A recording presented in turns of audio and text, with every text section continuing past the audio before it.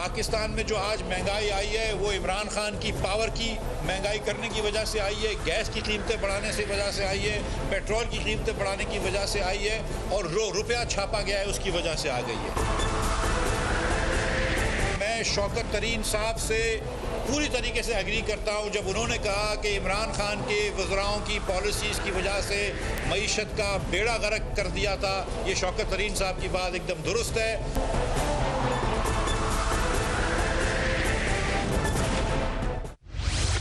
Opposition نے budget آنے سے قبل ہی اسے عوام دشمن قرار دے دیا۔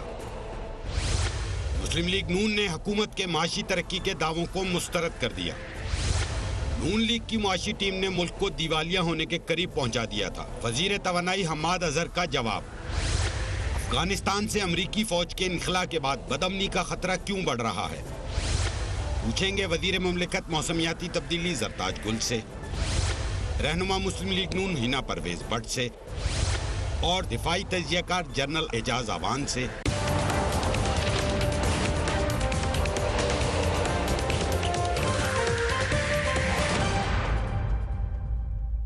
بسم اللہ الرحمن الرحیم، السلام علیکم and very warm welcome to the show. Pakistan کی ساری سیاست اس وقت معیشت اور آنے والے بجٹ کے گرد ہی گھوم رہی ہے۔ حکومت عوام کو معاشی ترقی کی خوشخبری سنا رہی ہے اور آئندہ بجٹ کو عوام دوست قرار دے رہی ہے، مگر اپوزیشن نے نہ صرف معاشی ترقی کے تمام دعووں کو جھوٹ قرار دیا بلکہ بجٹ آنے سے قبل ہی اسے عوام دشمن بھی کہہ دیا ہے۔ مسلم لیگ نون نے آج بجٹ کے حوالے سے ایک سیمینار منعقد کیا جس سے خطاب کرتے ہوئے شہباز شریف نے کہا کہ ملک میں مہنگائی، بےروزگاری میں اضافہ ہوا ہے۔ بجٹ اور معاشی ترقی کی پہلے ہی سوالات جنم لے چکے ہیں۔ دیکھ لیں شہباز شریف نے کیا کہا۔ جو ان 3 سالوں میں جو بےروزگاری میں بے پناہ اضافہ ہوا ہے، سطح غربت سے نیچے کتنے کروڑ انسان پاکستانی اور چلے گئے ہیں۔ ایک عام خاندان کے لیے زندگی کے ساتھ اپنا رشتہ جوڑنا وہ محال ہو چکا ہے۔ ان حالات میں یہ جو بجٹ پیش کیا جا رہا ہے، اس سے پہلے ہی جو انہوں نے اعداد و شمار جو بتائے ہیں اس کے اوپر ایک بڑا سوالیہ نشان لگ چکا ہے۔ فیکٹ اینڈ فگر دیے ہیں، اس کے اوپر ڈبیٹ پہلے چل پڑی ہے کہ یہ فجڈ فگرز ہیں، یہ فورجڈ فگرز ہیں۔ سو کنسسٹنٹ پیٹرن ہے اپوزیشن کا کہ وہ ریجیکٹ کر رہے ہیں ان فیکٹس اینڈ فگرز کو جو گورنمنٹ دے رہی ہے۔ سابق وزیر خزانہ مفتاح اسماعیل نے ملک میں مہنگائی کا ذمہ دار سابق وزیر خزانہ حفیظ شیخ کو قرار دیا۔ لیٹس واچ مفتاح اسماعیل۔ پاکستان میں جو مہنگائی ہوئی ہے، جو مہنگائی کا طوفان ہے، اس کے اندر حفیظ شیخ کا کیا ہاتھ ہے وہ بھی عمران خان ایڈمٹ کر چکے ہیں ان کو ہٹا کر، اور یہ بار بار ٹیمیں چینج کر کے زبیر صاحب بات کریں گے۔ لیکن یہ بات تو اب طے ہے کہ آج پاکستان کہیں اور کھڑا ہوتا اگر مسلم لیگ نون ہوتی، اور کہیں اور کھڑا ہوا ہے جو آج ہم کھڑے ہوئے ہیں۔ آج پاکستان کہیں اور کھڑا ہوتا اگر مسلم لیگ نون ہوتی۔ مفتاح اسماعیل حکومت پر الزام تو لگا رہے ہیں کہ اس نے ملک کی معیشت کو تباہ و برباد کر دیا، مگر کل ان سے جب ایک صحافی نے سوال کیا کہ اگر ملک کی معیشت تباہ ہو چکی ہے تو آپ کا کاروبار منافع میں کیسے جا رہا ہے، اس پر وہ کوئی واضح جواب نہیں دے سکے۔ Let's watch Miftah Ismail once again. تو کینڈیڈیٹ کی باٹم لائن بھی بہتر ہے سننے میں آ اس کی تصدیق کریں کہ کیا کاروبار میں کچھ فائدہ ہوا یا نقصان ہوا، آپ کیا سمجھتے ہیں آپ کے کاروبار میں؟ کینڈی لینڈ کا نفع اور نقصان بڑھ گیا ہے نہیں، اس کا اس سے ملک کی حالت سے کوئی تعلق نہیں ہے میرے بھائی، تو میں بتا دوں۔ زرتاج گل صاحبہ، thank you so much for being on the programme. Candy land کا کمپیریزن کیسے ہو سکتا ہے ملکی معیشت سے، یہ تو ایک الگ ڈبیٹ ہے، لیکن جو ایک فیل گڈ فیکٹر عوام میں ہونا چاہیے، اپوزیشن کہہ رہی ہے وہ ریفلیکٹ نہیں ہو رہا آپ کے فگرز میں۔ جو آپ کے فگرز ہیں وہ عوام کو تو مہنگائی کا اسی طریقے سے سامنا ہے، ان کے جو معاملات اسی طریقے سے جاب لیسنس ہے، تو ان فیکٹس اینڈ فگرز کو وہ مان نہیں رہے۔ اچھا، thank you for inviting me. اصل میں فیکٹس اینڈ فگر جو ہیں وہ پی ایم ایل این کو اور اپوزیشن کو اسپیشلی سوٹ نہیں کر رہے، کیونکہ وہ ملک کی ترقی تو دیکھ ہی نہیں سکتے ہیں۔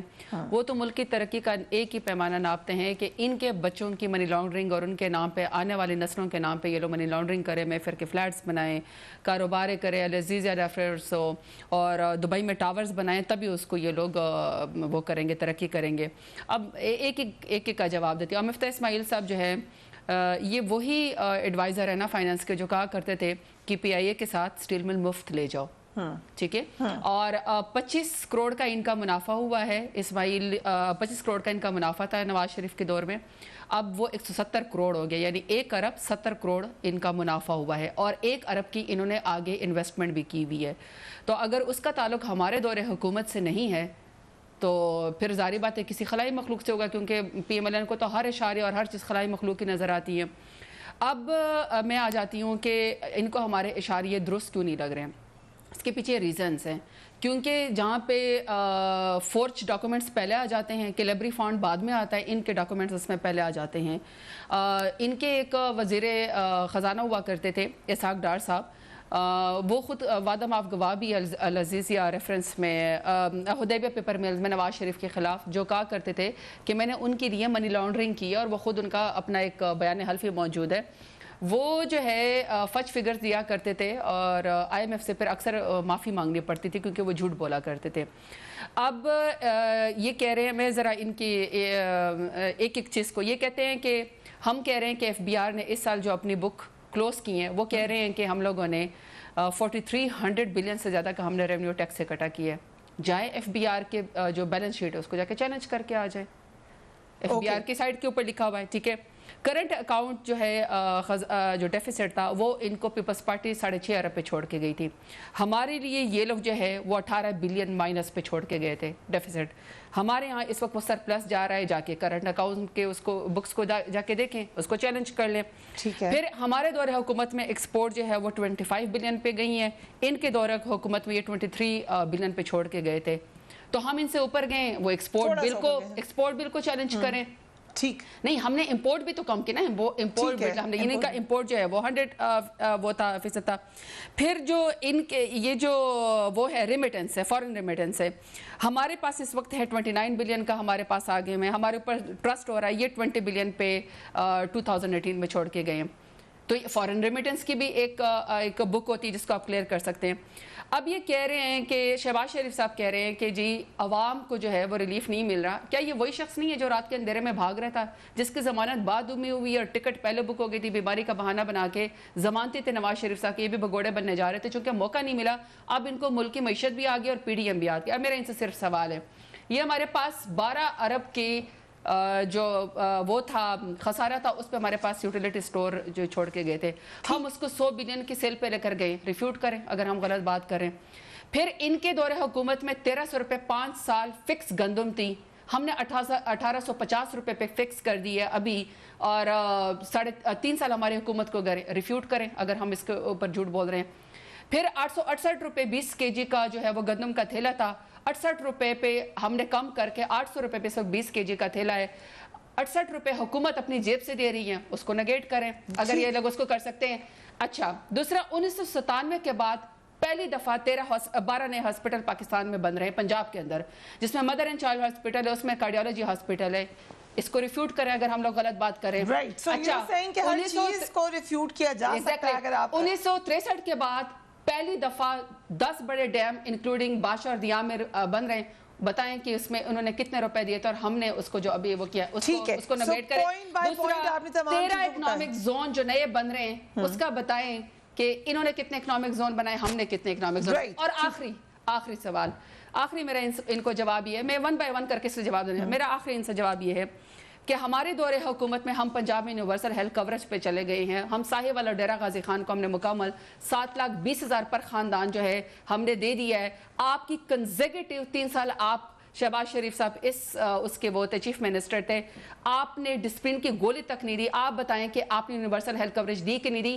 ہم نے 7,20,000 پر خاندان کے پی کے فل, اور پنجاب کو ہم لوگ یونیورسل ہیلتھ کوریج پہ دے رہے ہیں. آپ بتائیں کہ آپ نے صحت کے اس میں, اور اگر آپ نے اپنے حصے کا ایک بھی ہاسپٹل نہیں بنایا تو اس لیے آپ باہر علاج کروانا چاہتے ہیں. اور آخری خاقانہ باسط صاحب جو ہے وہ بھی پریس کانفرنسات کر رہے تھے.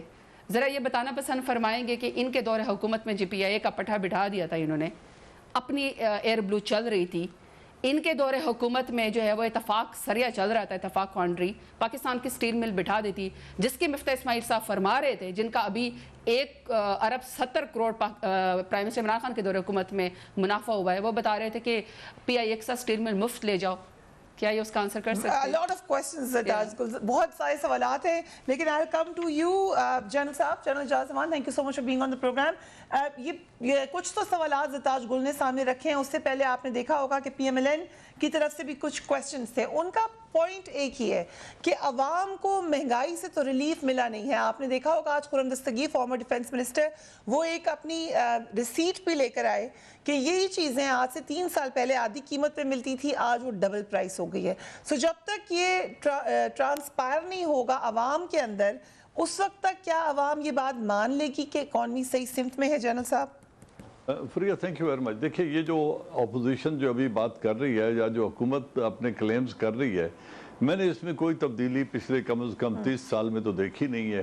جب پریزیڈنٹ مشرف کا دور تھا وہ اس وقت حالات اور معیشت بہت بہتر تھی, ملک پر قرض بھی کم تھا, لیکن اس وقت بھی ایک ہی بات جب ٹرسٹ ڈیفیسٹ کی بات ہوتی تھی تو یہی کہانی سنائی جاتی تھی کہ ہم امپورٹ کر رہے ہیں ہیوی مشینری, جب یہ پروڈکشن میں جائے گی تو یہ فگرز الٹ جائیں گے اور ہماری ایکسپورٹس بہتر ہو جائیں گی اور ٹرسٹ ڈیفیسٹ کم ہو جائے گا. اپوزیشن ہمیشہ حکومت کو تنقید کا نشانہ بناتی رہتی ہے. میں ذاتی طور پہ یہ سمجھتا ہوں اور ویری آنیسٹلی آئی فیل کہ ملک میں جو 70 برس سے جو ملک کی حالت ہے اس کا ذمہ دار عمران خان حکومت کو نہیں ٹھہرایا جا سکتا. ان 3 سالوں میں جس طریقے سے انہوں نے ریکوری کے ٹریک پہ ڈالا ہے معیشت کو, جس طریقے سے انہوں نے ان نیسیسری اور جو سامان راحت تھا یا تعیش تھا اس کی امپورٹس پہ پابندی لگائی ہے, اور جس طریقے سے لوگوں نے اعتماد کرتے ہوئے جو فورن سے ریمیٹنسز ہیں وہ جس طریقے سے اوپر گئی ہیں, اور جس طریقے سے کسان کو پے بیک ہوا ہے. میرا تعلق ایک رورل ایریا سے ہے, میں کسان فیملی سے ہوں. جو اس وقت غذائی اجناس کی قیمت پروڈیوسر کو ملی ہے, کسان کو ملی ہے, جو لائف سٹاک کی قیمت ان کو مل رہی ہے, میرے خیال میں وہ بہت مطمئن ہیں اور خوش ہیں. اور 65 to 70% آبادی جو گاؤں میں رہ رہی ہے انتہائی سکھ کا سانس لے رہی ہے. گھروں میں گندم ہے, جو گندم بیچی ہے اس کے پیسے بہتر ملے ہیں. جو لائف سٹاک پروڈیوس کر رہے ہیں یا جو وہ دودھ والوں کو آگے فروخت کر رہے ہیں اس کا انہیں بہت بہترین ریٹرن مل رہا ہے. تو اٹس اے 2-way ٹریفک ہے. اگر گندم کی قیمت کسان کو اچھی ملی ہے تو یقیناً روٹی کچھ نہ کچھ مہنگی ہوگی. پہلے کے مقابلے میں اگر 1850 یا 1860 روپے من ہوگی یا گندم جو 1150 کی ہوا کرتی تھی, اس کا ایک ایفیکٹ تو روٹی پہ جو نان بائی بیچے گا شہروں میں اس میں کچھ ایفیکٹ تو آئے گا. لیکن دیکھنا یہ ہے کہ کیا معیشت اور عمومی طور پر bulk of the population benefit کر رہی ہے یا نہیں. تو مجھے لگتا ہے کہ وہ بینیفٹ کر رہے ہیں اور کوئی ایسی مہنگائی نہیں ہے.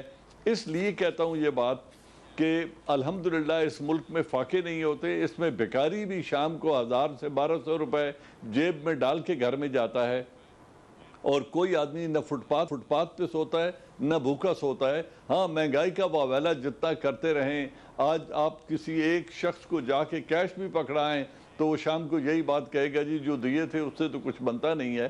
تو ٹیکس چوری, ہاں جس میں ابھی تک حکومت کی کمزوری ہے یا مجبوری ہے, ابھی تک وہ ریونیو کلیکشن میں وہ ٹارگٹس اچیو نہیں کر سکے, ریونیو ریفارم نہیں کر سکے جس سے لوگ والنٹری طور پہ ٹیکس دیتے. لیکن ہمارے معاشرے میں چوری اس قدر ہے کہ میں کل اسلام آباد میں ایک بہت بڑے ہاسپٹل میں جنرل صاحب کیونکہ آپ جی میں ایک بات مکمل کر لوں. آپ ٹیکس کلیکشن کی بات کریں, سو ٹیکس کلیکشن میں جو ٹیکس کانفیڈنس دینا ہوتا ہے گورنمنٹ کو یا گورنمنٹس کو, ہم دنیا میں دیکھتے ہیں کہ ٹیکس دینے کے بعد ریٹرن بھی ملتا ہے. اب میں اور آپ اگر ٹیکس دیتے ہیں تو وہ ریٹرن تو ہم نہیں ایکسپیکٹ ہی نہیں کرتے, لیکن جب تک آپ وہ ریٹرن نہیں دینا شروع کریں گے تو عوام کیسے دے گی؟ میں یہی چیز میں پوائنٹ آؤٹ کرنا چاہتا ہوں کہ انہوں نے ٹیکس ریفارمز کرنے میں 3 سالوں میں ابھی تک یہ حکومت ناکام ہوئی ہے, اور جو ٹیکس پیئر ہے اس کو کوئی ریٹرن نہیں ہے, کوئی انشورنس اس کی نہیں ہے, نہ اس کے بزنس کی کوئی شیورٹی ہے. اور اگر وہ پرائیویٹ پراپرٹی بنا کر بھی ٹیکس دے رہا ہے تو اس سے ٹیکس کلیکشن میں ہر وقت اس کو ہانٹ کیا جا رہا ہے, اور جو چوری کر رہا ہے ٹیکس اس کو کوئی کچھ نہیں کہتا. میں جو اگزامپل آپ کو دینے لگا تھا, میں پرسوں گیا ہوں اسلام آباد کے ایک بڑے ہاسپٹل میں, اور جہاں وہ بڑے فیمس ڈاکٹر صاحب ہیں, تو ان کے پاس ایک بچی کو دکھانا تھا. ان کو میں نے فیس اپ فرنٹ کیش پے کی. انہوں نے کہا جی ایک تو کارڈ سے فیس نہیں لیں گے, دوسرا اس کی رسید نہیں دیں گے. اور انہوں نے ایک کاغذ پر ایک سلپ پہ پین سے لکھ کے دے دی اور کہا یہ اندر ڈاکٹر صاحب کو جمع کرا کے آپ اپنا ٹیکس کرا کے چلے جائیں. تو مجھے اتنا افسوس ہوا کہ وہ شخص جس نے میرے بیٹھے بیٹھے 80,000 روپے اکٹھے کیے ہیں 2 گھنٹوں میں ان مریضوں سے جو ٹیسٹ کے لیے لائن میں بیٹھے تھے, اس نے کسی شخص کو رسید دینا ضروری نہیں سمجھا کیونکہ وہ ٹیکس اوائڈ کرنا چاہتا ہے اور لوگوں کی مجبوری ہے کہ انہوں نے اس ڈاکٹر کے پاس جانا ہے. تو یہ جب تک ہمارے ضمیر مردہ رہیں گے اور ہم حکومت کو ٹیکس نہیں دینا چاہیں گے, اس وقت تک حکومت سے تمام شکایات بھیجائیں. ہم اس کو مختصر کریں, لیکن آپ کسی ہاسپٹل میں چلے جائیں, کسی اور شاپ پہ چلے جائیں, ریسٹورنٹ میں چلے جائیں, آپ کو یہ صورتحال نظر آئے گی. پروفیسر اشفاق نے ہمیں یہ بات بتائی کہ وہ جس ریسٹورنٹ میں جاتے ہیں وہاں پوچھتے ہیں کہ تم دیتے بھی ہو یہ ٹیکس جو ہم سے لے رہے ہو, تو اکثر لوگ اس بات پہ گھبرا جاتے ہیں, وہ ٹیکس کے پیسے واپس کر دیتے ہیں. یہ صورتحال ہے آپ کی, and we are talking about Islamabad, the capital of Pakistan. تو باقی جگہ کیا حال ہوگا؟ ٹیکس کلیکشن یقیناً از دا کی, لیکن tax collection is also reflection کہ آپ کی گورنمنٹ پہ اعتماد کتنا ہے. Right after break. And welcome back. آج دھواں دھار تقاریر ہوئی, حکومت کی معاشی پالیسیز کو ناکام کہا پی ایم ایل این نے. اس حوالے سے احسن اقبال نے کیا کہا, لیٹس واچ دیٹ. ہم نے 2000 کلومیٹر سڑکیں 4 سالوں میں موٹر ویز بنا کے دکھائی ہیں. ہم نے 4 سالوں میں 2000 کلومیٹر کی شاہراہیں بنا دیں. آپ 3 سالوں میں ان کے سروس ایریاز کو چالو نہیں کر سکے ہیں, اور جب ہم آپ کو نالائق کہتے ہیں تو آپ کو برا لگتا ہے کہ ہمیں نالائق کیوں کہتے ہیں. ہینا پرویز بٹ صاحبہ, thank you so much for joining us. ابھی پوائنٹ ٹو پوائنٹ تمام باتیں زرتاج گل صاحبہ نے کہا کہ جہاں جہاں آپ کو اعتراض ہے آپ لوگ وہاں جا کر فگرز کو چیک کر سکتے ہیں. There are ways to do that. لیکن آپ لوگ صرف زبانی کلامی کیوں تنقید کیے چلے جا رہے ہیں؟ آج former prime minister Shahid Khaqan Abbasi نے یہ دعویٰ کیا ہے, اٹس اے بگ کلیم, کہ ملک کی جی ڈی پی گروتھ آج بھی مائنس میں ہے. یہ کس طریقے سے ثابت کریں گے آپ ہینا صاحبہ؟ فریحہ, سب سے پہلے تو اگر آپ بیورو آف اسٹیٹسٹکس کے آج کے فگرز جو ہیں آپ نے بھی ضرور ریویو کیے ہوئیں گے, ہم ان کو ہی گو تھرو کر لیں تو ان میں سے ایک سال میں جو انہوں نے فگر شیئر کی ہے اس میں چینی کی پرائس میں 16 روپے پر کلو کا انکریز ہے. کچھ پرائسز میں آپ سے شیئر کروں گی. آٹے کے 20 کلو کے تھیلے میں 118 روپیز کا انکریز ہے. مٹن کا 104 روپے کا, بیف 90 روپے, اور چکن جس کی ہم بات کرتے ہیں آپ کو پتا ہے کہ چکن کی پرائس میں آج 91 روپیز پر کلو انکریز ہوا. اور ہمارے ٹائم میں جب چکن کی پرائسز پہ انکریز ہوتا تھا تو کہہ دیا جاتا تھا کہ حمزہ شہباز کی وجہ سے انکریز ہوا ہے. تو میں پوچھنا چاہتی ہوں کہ ان کے جو حکومتی ترجمان ہیں وہ روز آ کے کہتے ہیں کہ بھئی ہماری اکانومی معیشت بہت امپروو ہوگی. تو پہلی چیز ہے کہ معیشت امپروو ہونا عوام کو کیا فائدہ دے رہا ہے جب عوام کے پرائسز. اب دیکھیں اگر ہم لاسٹ ایئر جون 2020 میں پرائسز انفلیشن ریٹ چیک کریں تو 8.6 تھا. آج کی جو رپورٹ ہے اس میں 10.8 ہے. This means there's 2.1% increase from their price in June. تو سب سے پہلے تو ہم دیکھ لیں کہ مہنگائی کتنی امپروو ہو گئی, انکریز ہو گئی ہے. دوسری چیز آپ کو پتا ہے کہ چینی کی پرائس ہمارے ٹائم میں جو ہم چھوڑ کے گئے 55 روپیز پر کلو تھی. آج ان کے کوئی ترجمان تھے, میں ان کا نام نہیں لوں گی, انہوں نے ایک ٹویٹ کی اور کہا کہ ماشاءاللہ 70 روپے پرائس ہو گئی ہے پر کلو چینی, اور کیونکہ عمران خان صاحب بڑے ایماندار ہیں تو 70 سے نیچے ہی جائے گی پرائس.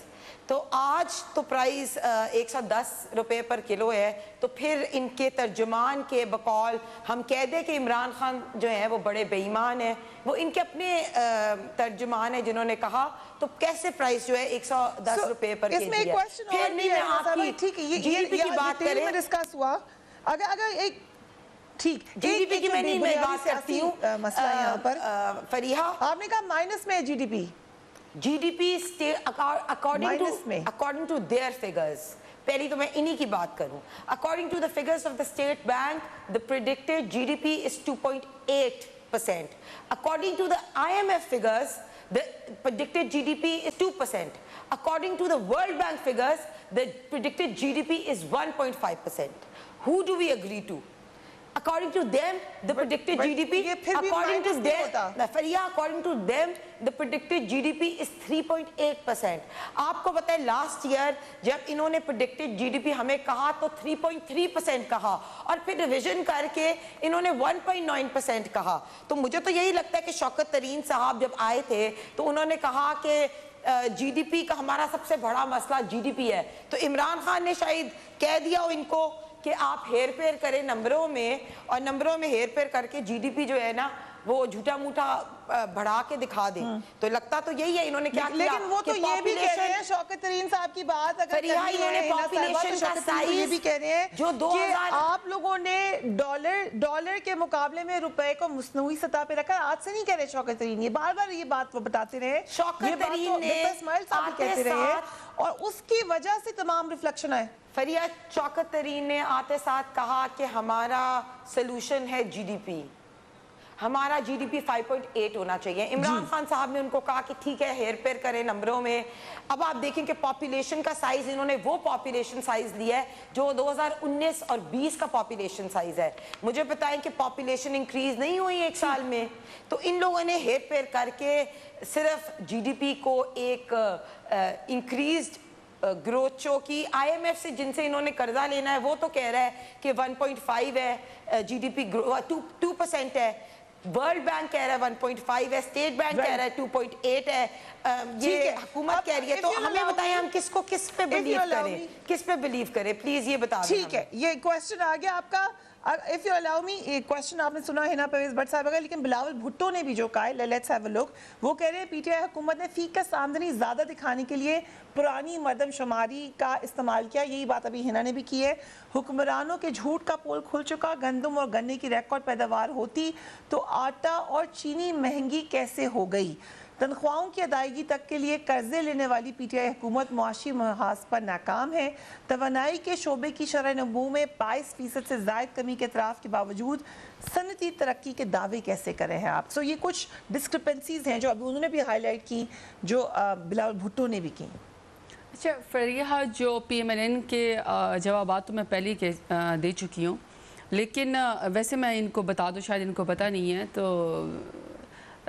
थोड़े से फैक्ट्स एंड फिगर्स ये लोग भी चेक कर लें. मेरे पास भी फिगर्स हैं. रोशन डिजिटल पाकिस्तान में $1 बिलियन आए हैं, जो कि पाकिस्तान की तारीख में पहली दफ़ा है.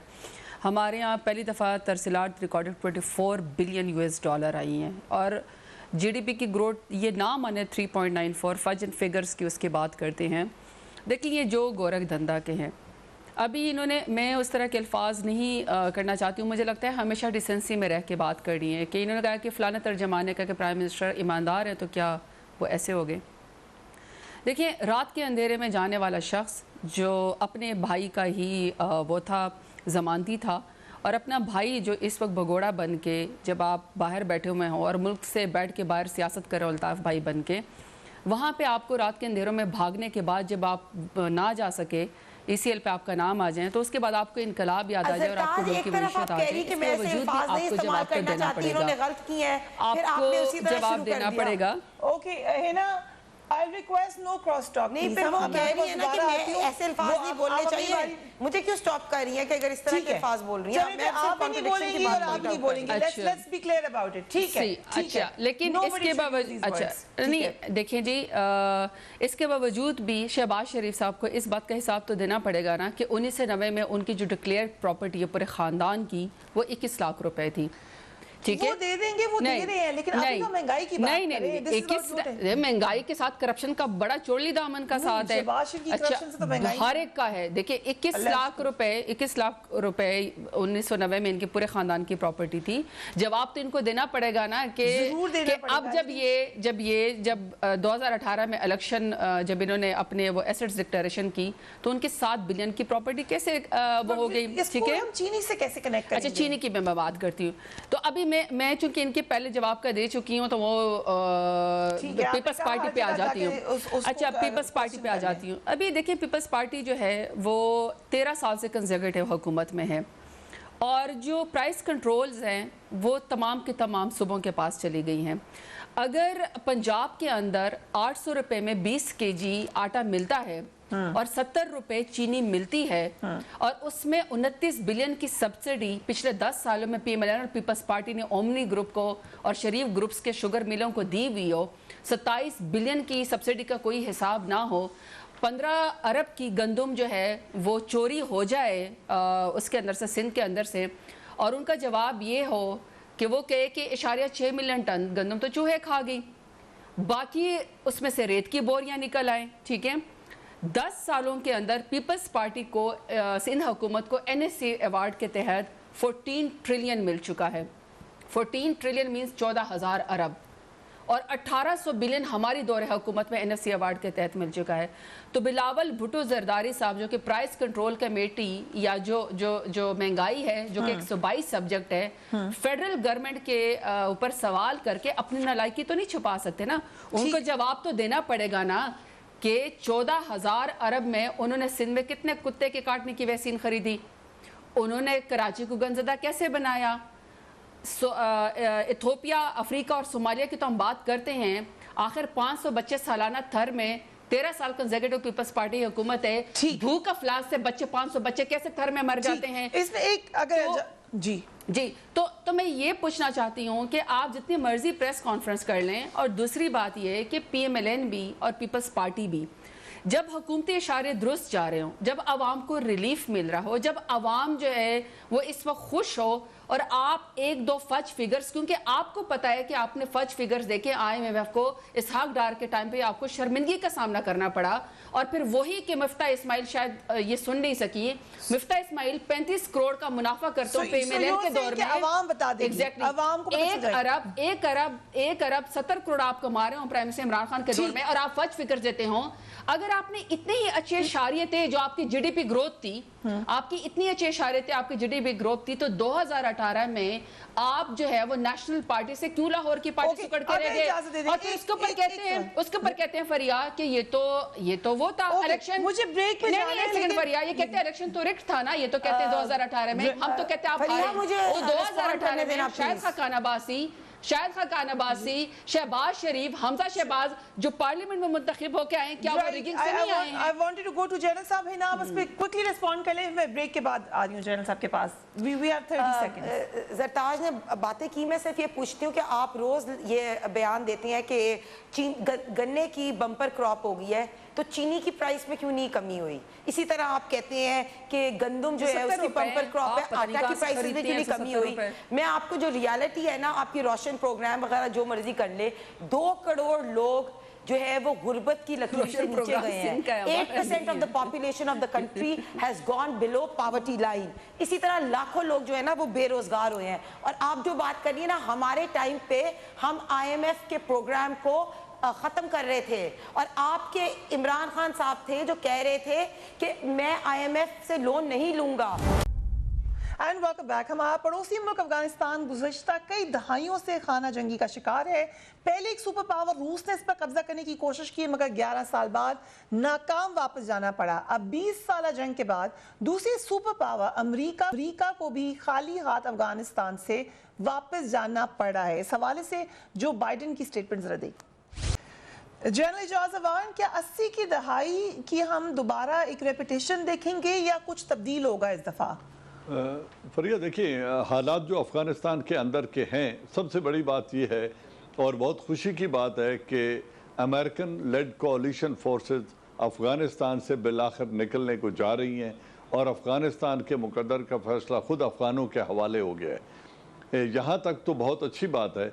अब अफ़गान इसको किस तरीके से अपने मुल्क के जो हालात हैं उनको बेहतरी की तरफ लेकर जाते हैं, कितनी अच्छी अंडरस्टैंडिंग स्ट्राइक करते हैं, और किस तरीके से इस जो जंग के और पोस्ट वार जो एनवायरनमेंट है इसको कंट्रोल कैसे करते हैं। बज़ाहिर हालात ख़राबी की तरफ जाएंगे अनफॉर्चुनेटली, क्योंकि जो आपने जो अपनी बात की अभी, तारीख ये कहती थी कि यहाँ बड़ी बड़ी एम्पायर ज़िल्लत के बाद निकली हैं अफ़गानिस्तान से, और वो तारीख ही दुरुस्त साबित हुई। ब्रिटिश एम्पायर, फिर USSR, फिर आज अमेरिका 20 बरस के बाद अफ़गानों को अपनी मर्ज़ी की हुकूमत का नफाज या निज़ाम उन पर नाफिज नहीं कर सके। अब इसका फ़ैसला अफ़गानों ने खुद करना है। अब चूँकि तालिबान जो कामयाबी के घोड़े पर सवार होकर आ रहे हैं, جو دنیا کی سب سے طاقتور فوج انہیں سموک آؤٹ کرنے کے لیے آئی تھی، آج انہی کے ساتھ مذاکرات کر کے واپس جا رہی ہے، تو وہ چاہیں گے کہ حکومت میں یا اقتدار میں ان کو شراکت ملے، جو اشرف غنی دینے کو تیار نہیں ہے۔ تو انفارچونیٹلی ایک طرف تو حالات خرابی کی طرف انڈیکیٹ کر رہے ہیں کہ ایک دفعہ پھر خانہ جنگی ہوگی، انلیس وہ کوئی لوئے جرگہ بلائیں اور تمام فیکشن مل بیٹھ کر اپنا کوئی کردار ادا کریں اور افغانستان کے عوام کو، جو اس جنگ میں بھی 2 لاکھ سے زیادہ شہید ہو چکے ہیں، ان کو کوئی ریلیف پہنچائیں۔ ذمہ داری تمام تر افغان پر ہے۔ پاکستان نے جو پازیٹیو کردار ادا کرنا تھا وہ کر چکا ہے، اور اب ہمارے لیے بہتری یہ ہے کہ اس حکومت کے دور میں ہم نے اپنا پورا بارڈر تقریباً 80-85% فینس کر لیا ہے، جو آئندہ 3 ماہ میں کمپلیٹ ہو جائے گا۔ تو فینسنگ ہو چکی ہے، ایف سی کی ریزنگ ہو چکی ہے، 70 قلعے بارڈر پر بن چکے ہیں۔ تو ہمارے جس فال آؤٹ کا ہمیں ڈر تھا، انشاءاللہ ہم اس کو فائٹ بیک کرنے کے لیے یا اس کو کنٹرول کرنے کے لیے بہت اچھے طریقے سے تیار ہیں۔ ایک آخری سٹیٹمنٹ، اور عمران خان نے تمام تر پریشرز کے باوجود اپنا پرنسپل سٹینڈ لیا ہے اور کسی قسم کے اڈے امریکن فورسز کو دینے سے انکار کیا ہے۔ میں سمجھتا ہوں پہلا لیڈر پاکستان کو ابھی ملا ہے جو نہ تو پریزیڈنٹ مشرف کی طرح سب کچھ دینے پہ تیار ہو گیا، اور نہ نواز شریف کی طرح کارگل جا کے امریکہ میں بیٹھ کے لکھ کے دیا اور انکنڈیشنل وڈرال کرا لیا وہاں سے، اور ہندوستان کو ایک موقع دے دیا دوبارہ سے اپنے آپ کو بحال کرنے کا۔ جی کیا کہا؟ جی ضرور، I'll come to you ہینا، اگر اجازت دیں، اگر اجازت ہے، میں محمود جان ضرور you have got every right to comment ہینا، لیکن اگر اجازت ہے جی کر پیش کیا کہ ان کی وجہ سے ہی یوم تکبیر جو ہے اور پاکستان کو نیوکلیر پاور بنایا گیا، پہلی چیز۔ دوسری چیز کہ اکانومک پالیسی جو ہے ہماری، جب کشمیر کی پالیسی چینج ہوئی تو آپ کو پتا ہے کہ اس کے اوپر کیا کہا گیا کہ ہمارا ملک جو ہے وہ اکانومی طور پہ اتنا ویک ہے کہ اس وجہ سے ہمارا جی ڈی پی جو 5.8 سے 1.9 تک چلا گیا۔